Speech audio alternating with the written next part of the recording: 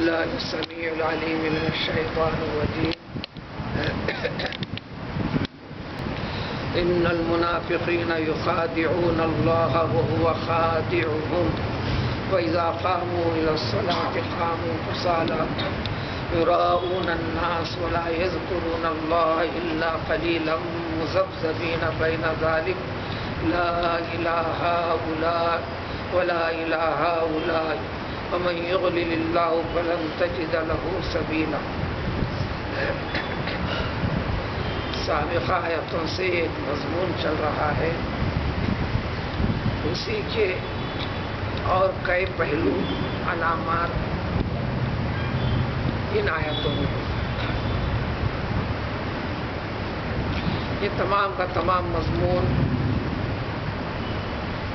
مسلمانوں میں شامل طبقے سے متعلق ہے،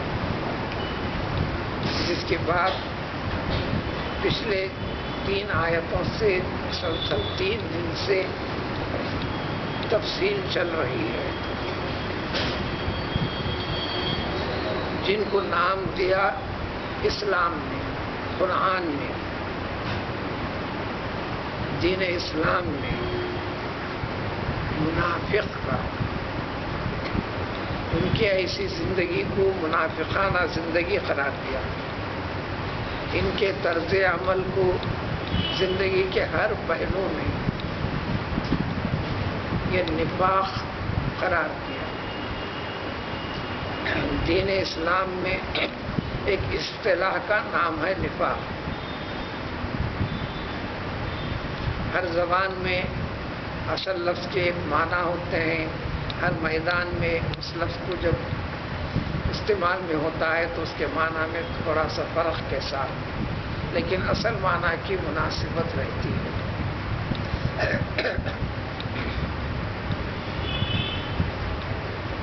اردو میں بھی یہ لفظ آتا ہے، جو ذری گہری اردو میں جاتے ہیں.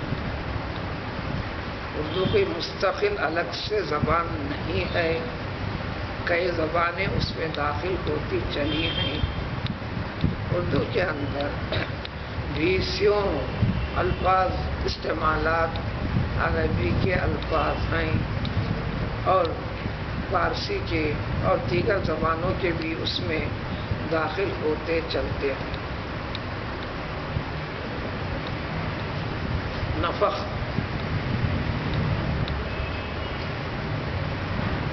کسی بند چیز کو سوراخ کر کے نکل جاتا ہے، یہ اصل معنی ہے. بہرحال رکاوٹ کو ہٹا کر اپنے غرض کے لیے نکل پڑا.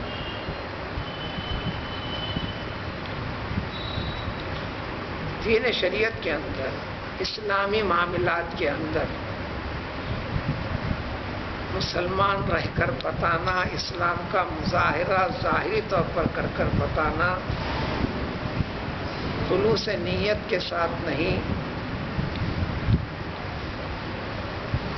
اسلامی طریقے عبادت میں ادب و اہتمام کرنے کے جو آداب بتائے گئے ہیں اس کی پرواہ نہ کرنا، پھر اپنے آپ کو سب سے اچھا سمجھتے چلنا، لوگوں کے سامنے اپنے آپ کو اچھا دکھانے اور دکھنے کے لیے ایسی حرکتیں کرنا کہ خود نیک معلوم ہو، دل سے نیک نہیں، عمل سے تو نہیں، دل سے نیک نہیں. صحیح نیت، صحیح فکر، صحیح ارادہ اور اخلاص، یہ سارے کے سارے الفاظ صحیح دین کو قائم کرنے کے، یہی چیز انسان کے عمل کے اندر وزن پیدا کرے. قرآن بار بار کئی جگہ ذکر کیا ہے، یہ چیز ذہن میں رکھتے ہوئے چلنا ہے کہ مسلمان کے جتنے کام ہیں اور مسلمان کی زندگی کا ہر کام دین اسلام کے حکم کے مطابق ہے، حتیٰ کہ پینا ہو، کھانا ہو، کمانا ہو، ازدواجی زندگی ہو، میل ملاپ ہو، تجارت ہو، یا عبادت والی چیزیں ہوں، تمام کی تمام چیزوں کے اندر خلوص والی کیفیت پیدا کرنا ہے۔ ان اعمال کو اللہ تعالیٰ کا ارشاد ہے، فَأَمَّا مَنْ ثَقُلَتْ مَوَازِينُهُ فَهُوَ فِي عِيشَةٍ رَاضِيَةٍ۔ ہر انسان کے عمل کو قیامت کے دن اللہ تعالیٰ وزن کرتے ہیں، اس لیے ایمان اور عقیدے کے اندر یہ چیز ہے، مرنے کے بعد اٹھائے جانا حق ہے، یقین رکھو، جنت حق ہے، یقین رکھو، دوزخ حق ہے، یقین رکھو، پل صراط کے اوپر سے گزرنا حق ہے، یقین رکھو۔ وَنَضَعُ الْمَوَازِينَ بِالْقِسْطِ، موازین وزن کی جمع، میزان کی جمع، میزان تولنے کا آلہ، چاہے کسی بھی شکل میں، شکلیں دنیا میں بدلتے رہیں کسی بھی چیز کو تولنے کی۔ اب انسان تولنے کے یہاں تک ترقی کیا، آپ دستخط کیجئے، اس کا وزن بھی معلوم کرنے کے آنے دنیا کی ترقی کی وجہ سے۔ تو اللہ تعالیٰ کے پاس انسان کے اعمال کا وزن کریں، اس وزن میں فمن ثقلت موازینہ، جس کے عمل نیک اچھے عمل کا میزان کا پلہ بھاری ہو جائے گا، اب اس کے کیا کہنے، اس کی زندگی راضی برضا بڑی خوشنودی کے ساتھ گزرے گی۔ ومن خفت موازینہ فأمہ ہاویہ، جس کا ہلکا ہو جائے گا تو اب اس کے لیے خیر نہیں ہے۔ فلا انصاب بینہم یومئذ ولا یتساءلون، فاما من ثقلت موازینہ فاولئک هم المفلحون۔ اور اس دن کسی کا حسب نسب رشتہ ناتا کچھ کام نہیں آئے گا، بلکہ تولا جائے گا۔ اس لیے ذکر اور شغل والی چیزیں انسان کے نام اعمال کو قیامت کے دن وزن میں اضافہ کرتے ہیں، لیکن ایسے عمل جس کے اندر یہ فکر خلوص وغیرہ ان چیزوں سے یہ وزن بڑھتا ہے، ان لوگوں کے اندر دنیا کے اندر دنیا داروں میں اپنے آپ کو کسی نہ کسی پہلو سے نیک اور اچھا ظاہر کرنے کی کوشش کرتا ہے، اور اس کو شرک کی قسموں میں شامل کیا گیا ہے۔ قرآن اس کے لیے مستقل سورہ بقرہ میں ذکر فرمایا، وَمِنَ النَّاسِ مَن يَقُولُ آمَنَّا بِاللَّهِ وَبِالْيَوْمِ الْآخِرِ وَمَا هُم بِمُؤْمِنِينَ، ایمان کے جیسے کام کرتے ہیں، ایمان کا دعویٰ کرتے ہیں، مسلمان کہتے ہیں، مسلمان کہلاتے ہیں، اللہ نے فرمایا، اور لوگ سمجھتے بھی، لوگوں کو تو سمجھنا ہے۔ حَلَّا شَقَقْتَ قَلْبَهُ، جو نہیں سمجھ کا فیصلہ کرتا ہے، حضور صلی اللہ علیہ وسلم نے فرمایا تم ان کا دل چیر کر دیکھے کیوں نہیں؟ کیا تم جان سکتے ہو دل کی بات کو؟ انفرادی طور پر انسان کو اپنے طور پر غور کرنے کے لیے اصول طریقے بتائے۔ نبی کریم صلی اللہ علیہ وسلم کی حیات میں اللہ تبارک تعالیٰ کی طرف سے نام سے وضاحت کی جاتی تھی، صرف اور صرف پیغمبر صلی اللہ علیہ وسلم کو، یہ جو تم میں مسلمان بن کر ہیں یہ فلاں مسلمان نہیں ہے، جبکہ نہ پانچوں نمازوں کو آتا بھی، تمہارے ساتھ اٹھتا بیٹھتا بھی، نام کے ساتھ۔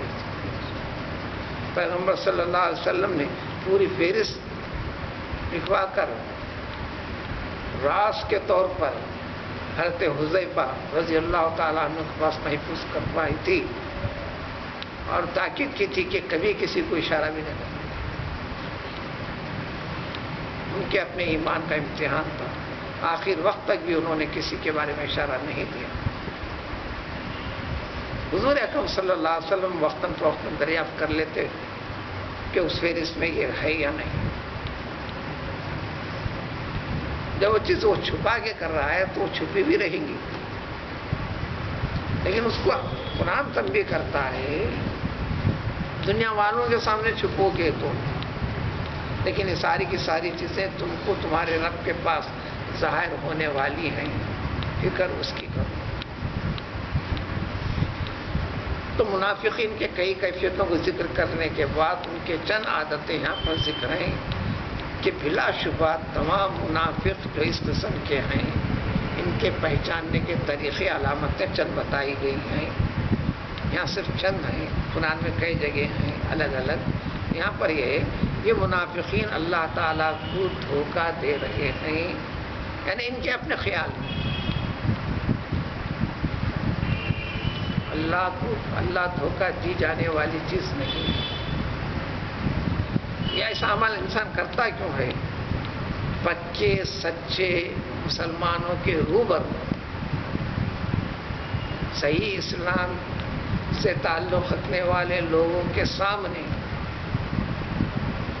اپنے آپ کو بھی نیک اچھا صالح فرد قرار دینا چاہتا ہے، نیک اچھا صالح حقیقت میں بننا نہیں چاہتا۔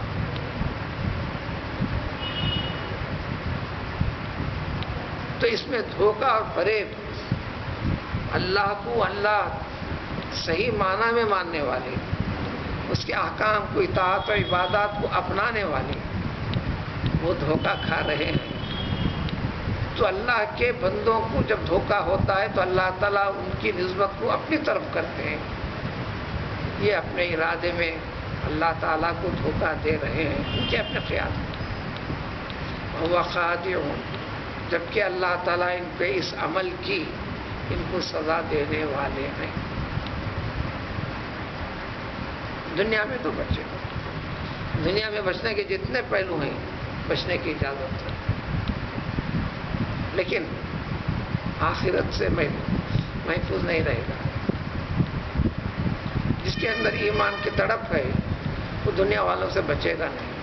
دنیا والوں کے سامنے ظاہر کر کر اسلامی طریقہ اپنا کر اللہ کو ماننا اور اللہ کا ہونے کے لیے جو طریقے ہیں اس کی طرف راغب ہوگا۔ ان میں سے ایک مثال ان کی دیے ہیں، وَإِذَا قَامُوا إِلَى الصَّلَاةِ، جب یہ لوگ نماز کو آتے ہیں۔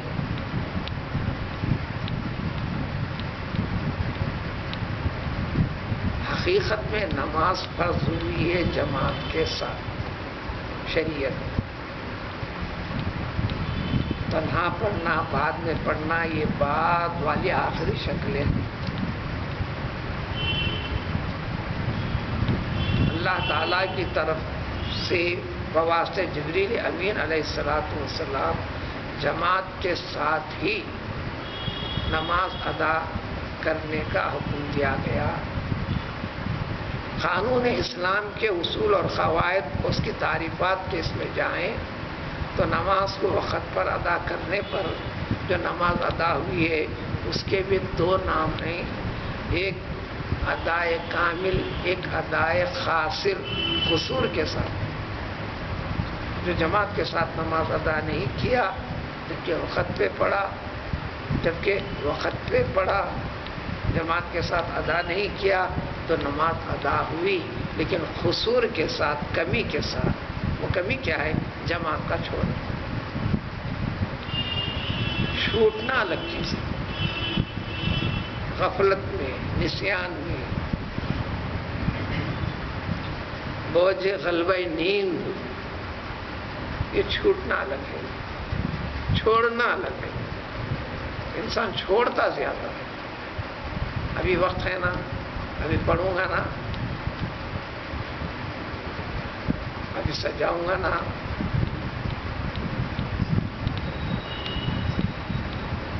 تو نماز اصل میں جماعت کے ساتھ فرض ہوئی ہے۔ نبی کریم صلی اللہ علیہ وسلم نے فرمایا کہ جو شخص 40 دن تک جماعت کی تکبیر اولیٰ میں شریک رہا تو سمجھ لے وہ نفاق سے وہ بری ہے، پاک ہے۔ نفاق سے بری ہے۔ حکم کس کے لیے ہے؟ نماز پڑھنے والے کے لیے۔ جو نماز نہیں پڑھنے والے وہ بہت بڑا طبقہ ہے۔ رمضان جا کر زیادہ تو نہیں ہوئی، آخر روزے کے دوسرے دن سے فوراً انسان اپنے طور پر حساب کرے، 70 یا 80% کا تناسب ایک دم گھٹ جاتا ہے، اور اس سے پہلے رونق آ جاتی ہے۔ اس سے پہلے آنے والے مسلمان تھے، اور جو گھٹ گئے ہم انہیں کافر نہیں بولیں گے، مسلمان ہی کہیں گے۔ انسانوں کا مسلمان کہنا الگ چیز ہے، اللہ تعالیٰ اسلامی رنگ میں اس کو جو دیکھنا چاہتے ہیں اس کی چیزوں کے بارے میں الگ ہے۔ تو جماعت کے ساتھ جو نماز ادا کرتا ہے، شریعت میں مسئلے کے اعتبار سے بتائیں گے آپ، آخر قاعدے میں بھی آپ ملاقات کرتے ہیں تو جماعت کا ثواب حاصل کر لیا آپ نے، جماعت کے ساتھ نماز ادا کرنے والوں میں شمار ہو گیا آپ کا۔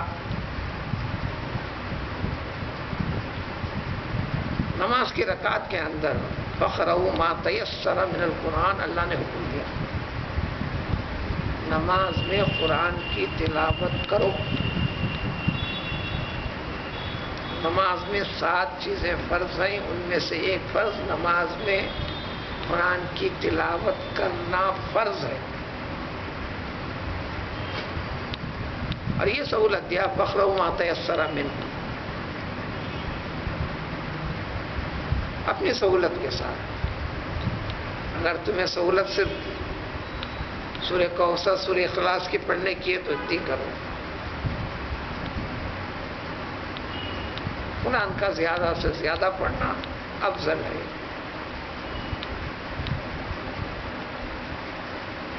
تو نماز کے اندر قرآن کی تلاوت فرض ہے، مسئلے کے فرق کو بتانے کے لیے ذکر کر رہا ہوں۔ ایک شخص پہلی رکعت کے ختم ہونے کے قریب رکوع میں جانے سے پہلے رکوع میں آ کر ملا تو مسئلہ اور ارشاد نبی صلی اللہ علیہ وسلم یہی ہے کہ اس کو پہلی رکعت مل گئی۔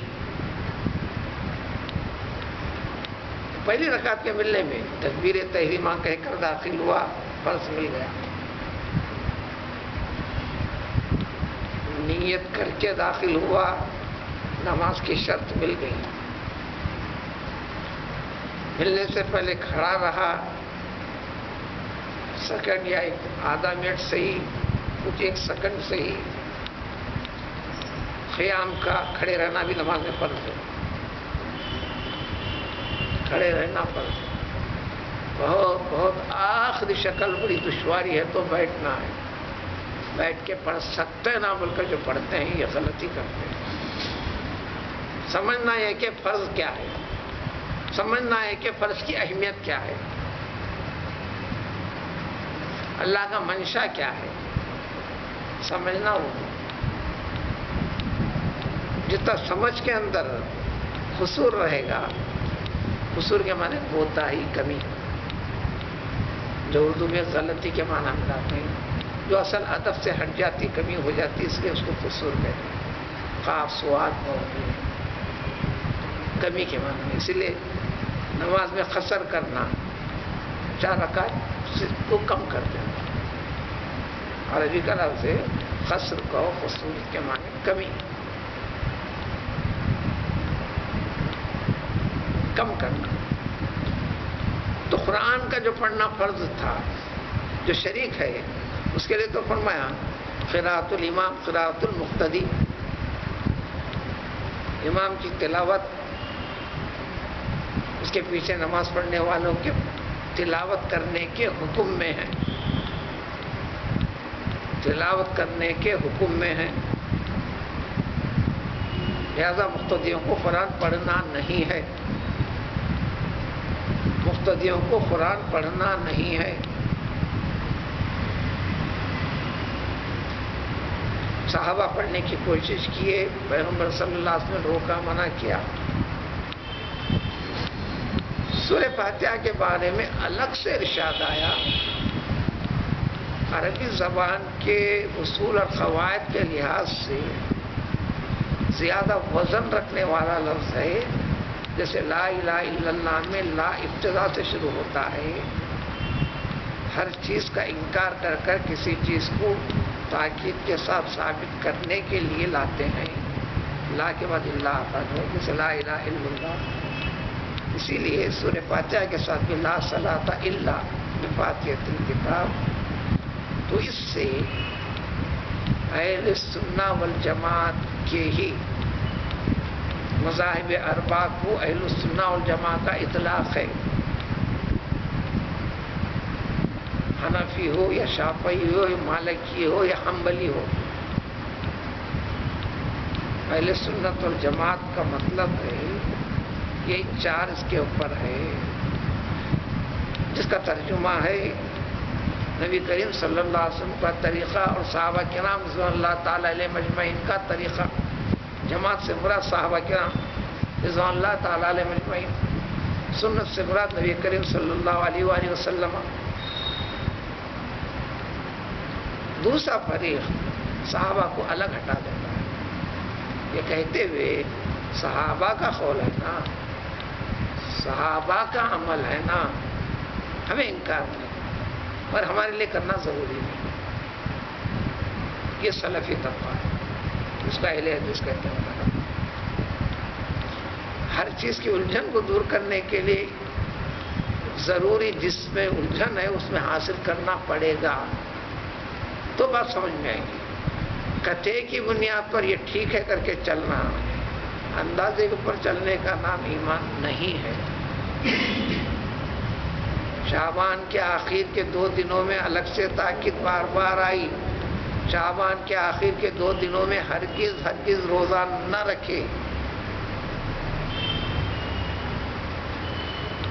اس لیے کہ ٹھیک ہے آج چاند نظر نہیں آیا، قوم کا فیصلہ ہوتا تو میں شعبان کا نفل ہو جائے گا، اگر نظر آ گیا تھا لوگوں میں وضاحت نہیں ہو سکی تو رمضان کا ہو جائے گا۔ اس عنوان سے عبادت نہیں، عبادت نام ہے یقین کا، اپنے دماغ سے فیصلہ کرنے کا نام نہیں ہے۔ عید کے دن زمانہ خلافت سیدنا علی رضی اللہ تعالی عنہ کا مصلی میں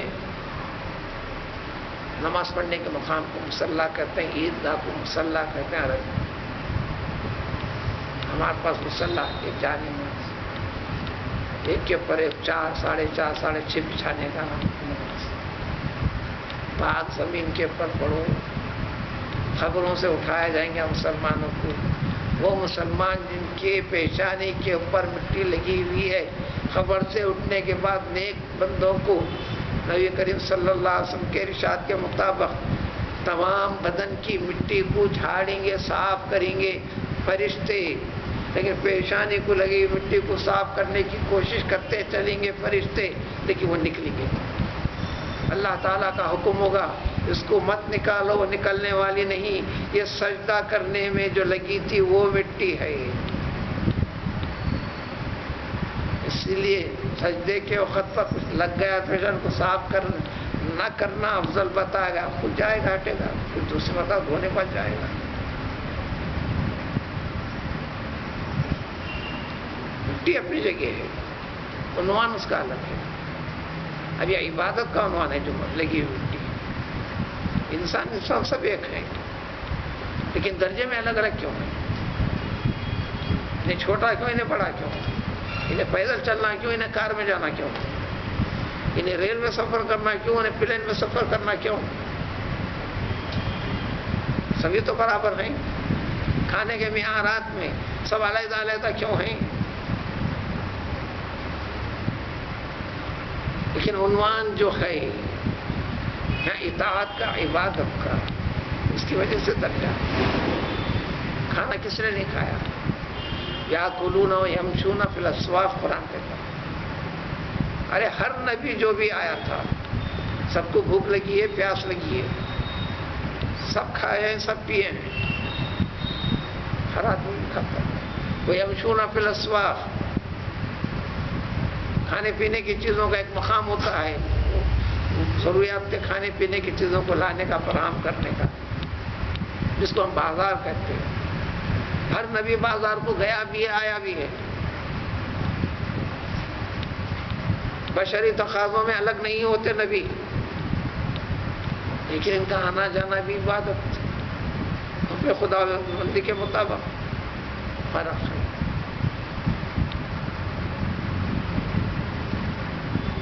تو جس چیز کو جس طریقے سے کرنے کا نہ ہے اس میں فرق ہے. اب ان لوگوں کے اس میں وَإِذَا قَامُوا إِلَى الصَّلَاةِ، جب یہ نماز کے لیے کھڑے ہوتے ہیں، جماعت میں شریک ہونے آتے تو سالہ کسلان کہتے ہیں عربی میں، سست، کاہل، لیزی میان. الف نون لگا دیتے ہیں کسی کو تو اس میں معنی بڑھ جاتے ہیں. جیسے عمر سے عمران، رضیہ سے رضوان، غفرہ سے غفران، حسن سے حسان، نعم سے نعمان. کائنات کی ہر چیز میں غور کرنے کا حکم ہے. یتفکرون فی خلق السماوات والارض. مومن بندے کی شان صحیح مومن بتائے کہ ہر چیز میں غور کرنا ہے. چلتے ہوئے جانور کے اندر بھی غور کرنا ہے. تمام جانوروں میں نرالا جانور اللہ نے پیدا کیا. تمام انسانوں کو ایک گھٹنا، سارے جانوروں کو ایک گھٹنا. افلا ينظرون الى الابل کیف خلقت. اونٹ کو دیکھو، دو گھٹنے، ایک پیر میں دو گھٹنے. اونٹ دیکھے ہیں، سنے ہیں، غور کرنے کو. کیا غور کرو؟ کیف خلقت. اسلاف اہل علم، پرانے حقائق کو جاننے والے، ماننے والے، کیونکہ اللہ کا حکم مانا. دیکھو جہاں وہ نہیں ہوتا وہاں بھی یہ آیت پڑھتے ہی کم از کم انگلی اٹھا کے وہ دیکھتے، سر جا کے دیکھتے.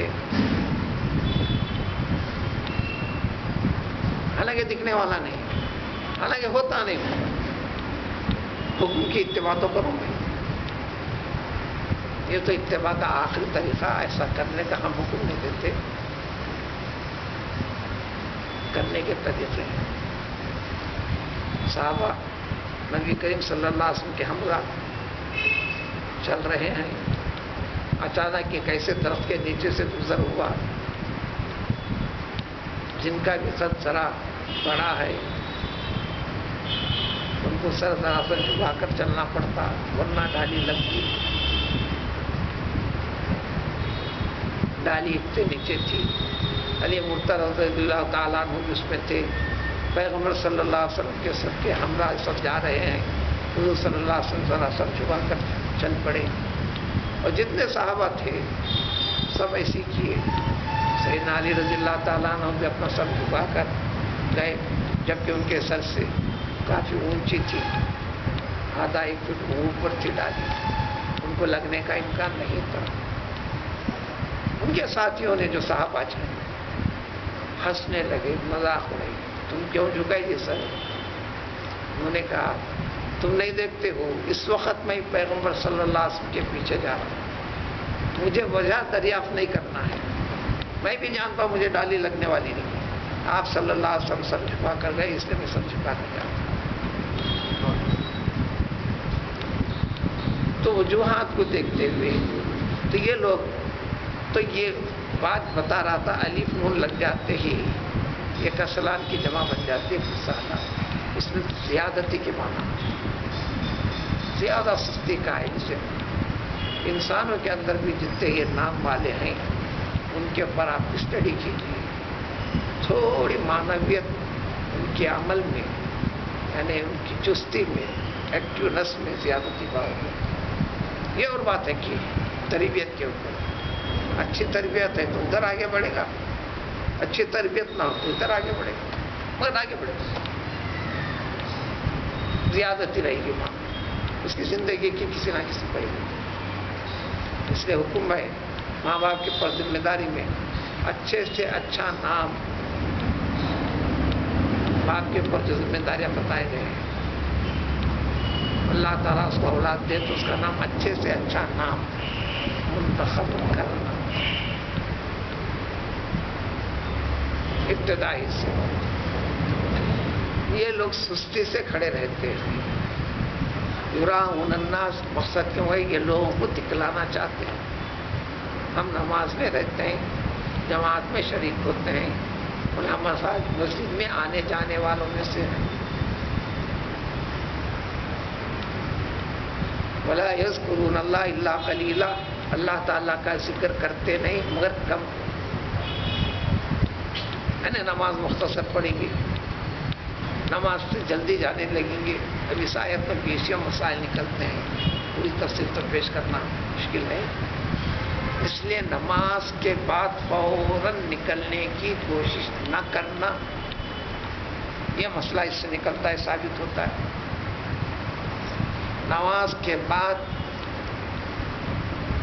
کلمہ پڑھنا، درود شریف پڑھنا، ذکر کرنا، ذکر کے لیے کم سے کم تسبیح فاطمہ دی گئی 33 مرتبہ۔ پھر فرمایا کہ یہ ہو گئے 100، 99 حساب میں ہوں گے 100۔ بعض ایک طریقوں میں سے ایک طریقہ 30 مرحلے کو جو اللہ اکبر ہے 34 مرتبہ کہہ لو، ایک طریقہ ہے۔ صرف 33 مرتبہ یہ 100 ہو گئے، وضاحت ہے نبی کریم صلی اللہ علیہ وسلم کہ یہ ہو گئے 100۔ جیسے 29 کا مہینہ ہوا تو یہ ہو گئے 30۔ نبی کریم صلی اللہ علیہ وسلم نے ایلا فرمایا اپنی بیویوں سے۔ ایک طریقہ شوہر کے لیے تعلیمات اسلام سے جڑا ہوا رہا، تلخیوں کو ختم کرنے کے لیے ایک دم بڑا اسٹیپ لینے سے منع کیا گیا، سمجھانے کے 20 طریقے پیش کیا کلام پاک نے۔ ان میں سے ایک طریقہ، وہ طریقہ خود پیغمبر صلی اللہ علیہ وسلم نے بھی اختیار کیا، جس کو کہتے ہیں ایلا۔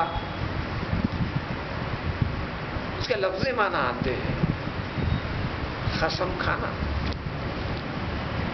شریعت کی اصطلاح میں ایلا نام ہے بیویوں کے ساتھ ناراضگی کا اظہار کرنے کے لیے بیویوں سے ملاقات نہ کرنے کا عہد کر لینا، اور یہ کرتے ہی اس کا اطلاق ہوگا پورا مکمل 1 مہینہ، 4 دن کا 2 دن کا نہیں ہوتا ہو۔ پیغمبر صلی اللہ علیہ وسلم نے بھی مستقل ایک خیمہ ڈیرا ڈال کر مستقل کوئی وجہ نہیں بتائی، گھر میں بھی تفصیل پیش نہیں کی، تھوڑے مطالبے وغیرہ مختلف چیزیں پہلو پیدا ہوئے تھے، آپ نے الا فرماتے جا کر بیٹھ گئے اور کسی سے ملاقات بھی نہیں، گفتگو بھی نہیں کرنا چاہ رہے، وضاحت کرنے کے لیے کوئی آیا تو سیدنا ابو بکر صدیق رضی اللہ تعالیٰ عنہ بار بار آتا ہے، اجازت نہیں ملتی، چونکہ آپ کی دختر آپ کی اہلیہ میں سے ایک ہے۔ سیدنا عمر فاروق رضی اللہ تعالیٰ عنہ آتے اجازت لیتے ہیں، اجازت نہیں ملتی۔ مختلف قسم کے خیالات پیدا ہونے لگے۔ پورے 32 دن کے بعد آپ پھر نکل کر آئے۔ جب وضاحت کرنے کے بعد صحابہ میں سے آپ سے پوچھا 30 دن نہیں ہوئے نا یا رسول اللہ صلی اللہ علیہ وسلم، یہ مسئلے کو سمجھانے کے لیے یہ واقعے کو ذکر کیا، تو آپ نے فرمایا کیا تم نے نہیں سنا، جو 29 دن ہوتے ہیں مہینے کے تو اس کو 30 کہتے ہیں، یعنی چاند جب 29 کو نظر آ جاتا ہے تو 30 کا حساب ہے۔ تو اسی طرح تسبیح فاطمہ میں بھی 99 جب ہوں گے تو یہ ہو گئے 100، یا 100 والے عدد کو پورا کرنے کے لیے 4 کلمہ پڑھنا، یہ اس کے طریقے ہیں۔ تو نماز کو دوسری بات صحابی رسول صلی اللہ علیہ وسلم کو اس واقعے کو کئی طریقے سے ذکر کرتے ہوئے پیش کیا گیا ہے. نماز پڑھ کر فوراً جلد سے جلد مسجد سے نکل کر جانے لگے. ایک دن خاموش رہے, 2 دن خاموش رہے, تیسری مرتبہ نظر پڑی پیغمبر صلی اللہ علیہ وسلم کی. آپ نے روکا, یہ کیا منافقوں کی عادت اختیار کی ہے, فوراً مسجد سے کیوں نکل کر جاتے ہیں؟ جب انہوں نے تفصیل بتائی اپنی پریشانیوں کی, ایک معقول وجہ بتائی, یہ ثابت ہوا کہ یہ منافقانہ چال نہیں ہے تمہاری. اس وقت تک, اس کے بعد وہ کافی مسائل میں پڑے ہوئے. تیسرا مسئلہ, کسی بھی کوشش یہ کرے مسجد سے نکلنے والوں میں پہلا نہ بنوں. چاہتے ہیں ضرورتوں کے لیے نماز کو خاص کرنے کا حکم دیا, جیسے سفر فلاں فلاں چیزیں. عام حالات میں وہ دشواری اور پریشانیوں کی حالت ہمیشہ کی ہے. انسان اپنی زندگی کے سارے چیزوں کو دیکھا, ناپا, تولا, تو دشواریاں پریشانی کے گھڑیاں کم ہیں ان گھڑیوں کے مقابلے میں جو اللہ تعالیٰ نے بچپن سے اس کو اس وقت تک جو چیزیں عطا فرمائی ہیں. اسی کو معیار بنایا تھا حضرت ایوب علیہ السلام نے. بیماری چلی, رکنے کا نام نہیں, رکنے کا نام نہیں. جسم کے ٹکڑے ہو کر نکلنے لگے, گوشت جھڑنے لگا, جسم کا کوئی حصہ باقی نہ رہا, کیڑوں سے بھرپور ہو گیا. کس قسم کی بیماری ہے, سارے انسان عاجز تھے. انسان حیران پریشان ہو کر شہر بدر کر دیا, انسانوں سے دور کر دیا, کہیں یہ اس میں مبتلا ہونے نہ پائے.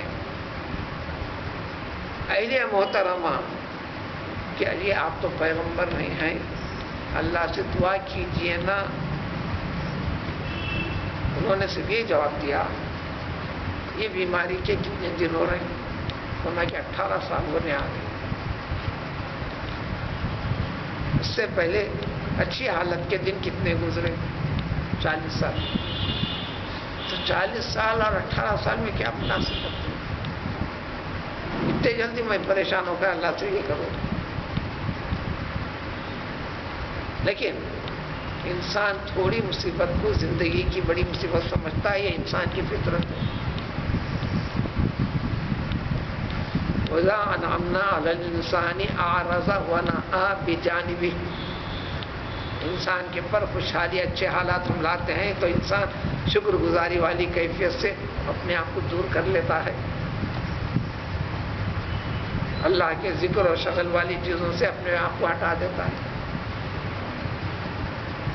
جب تھوڑی سی تکلیف آئے انتہائی مایوس ہونے لگتا ہے, ہاتھ اٹھانے لگتا ہے. حدیث شریف میں آیا, خوشحالی کے اندر, اچھے احوالات کے اندر جو انسان زیادہ خوش و خضوع کے ساتھ دعا کرنے لگتا ہے, جب مصائب آتے ہیں تو اس وقت کی دعا بہت جلدی قبول ہوتی ہے.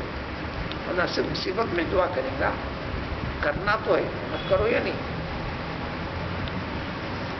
دعا کی جلدی قبولیت کا ایک معیار بتایا پیغمبر صلی اللہ علیہ وسلم نے.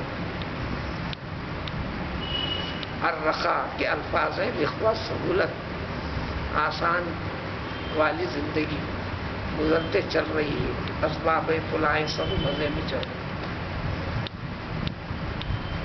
اس میں خالی نماز پڑھ لینا کافی نہیں, دعا. ابھی ایک فریق ہے نماز خود نام ہے دعا کا, پھر کیوں ہاتھ اٹھانا؟ کر لو. پیغمبر صلی اللہ علیہ وسلم کی زندگی کے ہر پہلو میں دعا دعا دعا دعا ہی ہے. عمر فاروق رضی اللہ تعالیٰ عنہ نے اجازت طلب کی, میں عمرہ کر کے آتا ہوں. تو آپ نے فرمایا بالکل جاؤ, لیکن عمرے کے دوران میرے حق میں دعا کرنے سے بھولنا نہیں.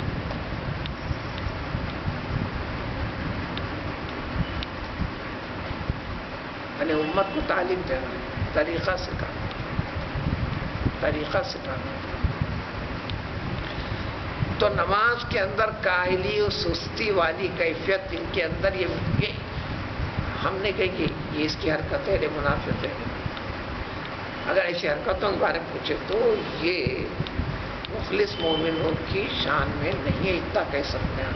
انہیں منافق ہے، یہ عادت ہے انہیں منافق ہے. فیصلہ دینے کی عادت ہے. فیصلہ صرف اور صرف اللہ تعالیٰ جو فیصلے کرتا ہے، یہ بندے اللہ تعالیٰ کو پسند نہیں ہے. احادیث میں بہت سے واقعات ہیں بنی اسرائیل کے فلاں فلاں جو پیغمبر صلی اللہ علیہ وسلم کو بتائے گئے، آپ نے امت کے سامنے پیش کیا. جس نے بھی فیصلہ کیا یہ جنتی ہے فلاں ہے، انہیں نیک ہونے کے باوجود میں اس کا انجام دوزخی بتایا، اور جس کے حق میں فیصلہ کیا گیا اس کا انجام جنتی بتایا. فیصلے کرنے کا اختیار اللہ تعالیٰ. ارے موت سے دیر پہلے بھی اللہ تعالیٰ اس کے لیے پورا جنتی کے اسباب پیدا کرتے تھے. اگرچہ کہ زندگی بھر آپ نے غیر جنتی کے اعمال کرتے ہوئے دیکھا ہے. دیکھو، روکو، منع کرو، یہ جنتی ہے یہ دوزخی ہے، یہ فیصلے نہ ہو. تو پھر اللہ تعالیٰ احکم الحاکم نے آپ کو حاکم نہیں بنایا. آپ کو یہ حکم دیا اذا حکمت بین الناس فاحکم بالعدل. قرآن اور حدیث کے جو طریقے بتائے گئے فیصلہ کرنے کے، اس کی بنیاد پر تم فیصلہ کرو. اس سلسلے میں آپ کو فیصلہ کرنے کا اختیار ہے. اور یہ چیزیں دل سے تعلق رکھنے والی ہیں، جو انسان دل پھاڑ کر دیکھ نہیں سکتا، جان نہیں سکتا، وہ غیبی چیزیں.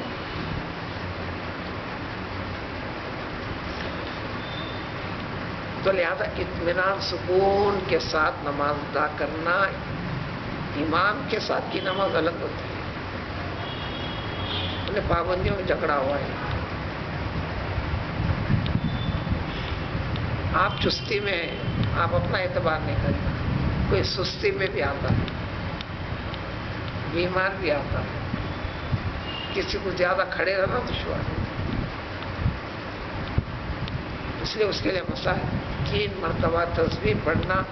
جہاں بھی یہ ذکر ہے 3 مرتبہ کا، عربی کے اندر یہ ہے، لیکن اردو والے خالی 3 کا ذکر یاد کر لیتے ہیں، اس کے بعد یہ وہاں یہ لفظ ہے ثلاثت تسبیحات ذالک ادناہ، یہ لفظ کے ساتھ ہے. یہ کم سے کم تر 3 ہی کے اوپر ڈپینڈ ہو جانا، یہ کہاں سے نکلا؟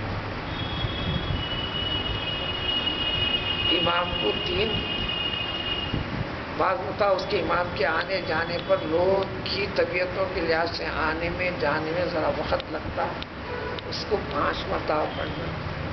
حالانکہ طاقت سے ہٹنا نہیں، لیکن فقہ کتابوں میں جماعت کے اندر لوگوں کا خیال کرتے ہوئے طاقت سے ہٹ کر تو 4 مرتبہ پڑھ، تاکہ وہ مقتدی 3 مرتبہ آسانی سے ادا کر سکے. اگر ادا نہیں کرتا ہے تو مقتدی کے اوپر کوئی فرق پڑنے والا نہیں. ارے بھائی پورے نہیں ہوئے نا، رکنا نہیں. بعض لوگ دیر سے اٹھتے ہیں تاکہ میں اپنا عدد پورا کروں، تو اقتدا نہیں ہوتی. اسی طرح مصلی پر جب تک امام ٹھہرا نہیں، آپ کو ٹھہرنے کی اجازت نہیں، کیونکہ ارادہ جماعت میں شرکت کے ساتھ آتے ہی ہر چیز میں موافقت کرنا. ورنہ امام آپ کو دوزخ سے کھینچ کے نکال کے جنت پہ ڈالنے والا نہیں ہے. ہم کو بتائے ہوئے طریقے کی نقل کرنے کا ہے. چل اقامت کا وقت ہے نا، میں کھڑے رہتا ہوں، اجازت نہیں. اس میں مطلب یہ ہوتا ہے ہماری اتباع میں امام ہے، ہم کھڑے ہو گئے، اٹھیے جناب، یہ بات ہے. ہاں وہ کھڑا ہوا ہے، اب سب کھڑے تھا. اب انہیں کھڑا ہونے کے بعد بھی قد قامت الصلاۃ پہ اٹھنے کے احکام بھی ہیں. یہ کب ہیں؟ جب امام بیٹھا ہوا ہے تو انہیں بھی جب اٹھ جائیں گا، اس کے بعد بیٹھے رہنے کی اجازت نہیں اس کو. لیکن بس اتنا یاد رکھ لیا کہ قد قامت الصلاۃ پہ اٹھنا ہے. امام کھڑے ہونے کے باوجود بھی وہ لوگ قد قامت الصلاۃ کا انتظار کرتے ہوئے بیٹھتے ہیں. یہ بھی جماعت کے اصول کے خلاف ہے. ہم کو قاعدے کو حکم کو مان کر چلنے کا نام عبادت ہے. تو جماعت کے ساتھ پڑھنے میں اس کے آداب و شرائط بھی پیسیوں ہیں. جب پڑھنے ہی آئے ہیں تو ہر چیز میں کرنا. اس لیے امام کی تسبیح کا آخری حرف جو ادا ہو رہا ہے اس وقت آگے بڑھنا. اللہ اکبر یہ را کی آواز آتے پھر آپ اللہ اکبر پہ رہیں گے. سمیع اللہ لمن حمیدہ کے ساتھ ہی اس کے بعد پھر آپ اپنا عمل شروع کریں گے. چاہے رکوع میں جانا ہو، چاہے سجدے میں جانا ہو، یا اس میں سے اٹھنا ہو. اللہ کہ میں بھی اٹھ جاتا ہوں، کچھ فرق نہیں پڑتا. اٹھ جانا اتباع، پہل نہیں کرنا، نقل کرنا ہے. یہ پہلو کو بھی دوسرے انداز میں بھی بتا چکے ہیں. من یطیع الرسول فقد اطاع اللہ. اللہ نے ایک معیار دے دیا. رسول کی جو اتباع کیا، یعنی اللہ کو پانے کا طریقہ اللہ نے اپنے رسول کو سمجھایا، درمیان میں واسطہ رکھا جبریل امین علیہ السلام کا، اور ان کی زندگی کے سارے عمل کو کروا کر قبول فرمایا. ان کے قبول کیے ہوئے طریقوں کو امت کو حکم دیا، یہ طریقہ اختیار کرو تو اللہ کو پاؤ گے، اللہ کو پسند گئی. قل ان کنتم تحبون اللہ فاتبعونی، تو میری مانو، میری اتباع. تو اللہ کو پا لیا، اللہ کو چاہے. اللہ کو پا لیا، اللہ کو چاہے. وہ مسئلے کو ادھورا چلے گفتگو دوران میں ادھوری بات نکل پڑی جو لا صلاۃ الا بفاتحۃ الکتاب کی. چونکہ اس کے اندر بیان در سختی کے ساتھ ہے، اس لیے اہل سنت والجماعت میں جیسے شواف ہے اور دوسرے امام کے بعد، امام کی سورہ فاتحہ کے بعد مختتی بھی پڑھنا چاہیے. مسئلہ صرف سورہ فاتحہ کا ہے، اور سورہ فاتحہ کا پڑھنا فرض نہیں ہے، واجب ہے، پڑھنا ہے. اس لیے ان کے پیچھے اقتداء کریں گے. غیر المغضوب علیہم ولا الضالین کے بعد تھوڑا سا وقفہ دیتے ہیں تاکہ مقتدی پڑھ لیں. ٹھیک ہے، مقتدی پڑھیں گے تو امام کیا کرے گا؟ اس کو تو پڑھنے کا کچھ اور حکم ہے نہیں نا. اور نماز میں بغیر ذکر و شمل کے رہنا بھی نہیں نا. رکوع سے سجدے میں جاتے ہیں، اللہ اکبر کہہ کر جاتے ہیں. کیوں؟ نماز کی ہر ادا ذکر سے خالی نہیں ہوتی.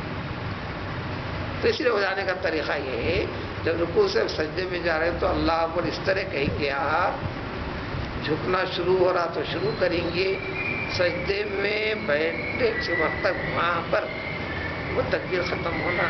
یہ جو گیپ ہے، اتنا وقت ہے، یہ ذکر کے ساتھ رہنا. نہیں میں یوں آ کر سجدے میں جات اللہ اکبر پورا تو کیا، لیکن وہ تکبیر کا مطلب کیا ہے؟ وہ تکبیر کے چھوڑنے پر کچھ بھی فرق پڑنے والا نہیں فتوے کے لحاظ سے. نماز کے ہونے میں اللہ اکبر کی جگہ سمیع اللہ لمن حمدہ کہہ دو، سمیع اللہ لمن حمدہ کی جگہ اللہ اکبر کہہ دو، سبحان ربی الاعلیٰ کی جگہ سبحان ربی العظیم کہہ دو. جو مقرر ہے وہی کہنا ہے. اگر یہ بھی کہتے تو سب تسبیح ہے.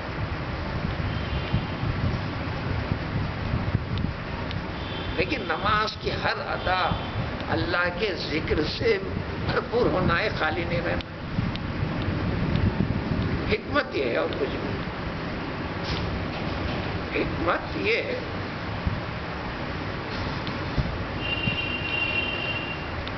اس کے آداب و اہتمامات کرنے پر اتنے ساری چیزیں ہیں باریکیوں کے ساتھ.